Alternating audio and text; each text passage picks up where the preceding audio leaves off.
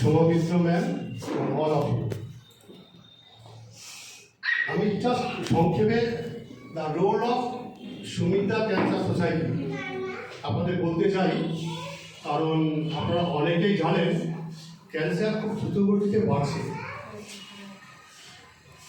10টা বাড়ির মধ্যে একটা বাড়িতে ক্যান্সার এখন পাওয়া যাচ্ছে আমাদের কর্পোরেশন এলাকায়।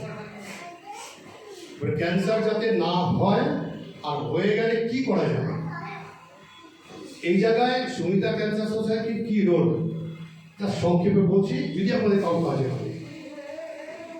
আমরা প্রথমত এরকম কমিউনিটির মধ্যে গিয়ে অ্যাওয়ারনেস ক্রিয়েট করি। প্রচুর ভুল ধারণা আছে মানুষের মধ্যে।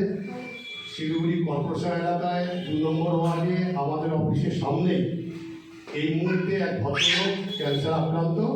তার মেয়ে একটা ইংলিশ মিডিয়াম স্কুলে শিক্ষকতা করে।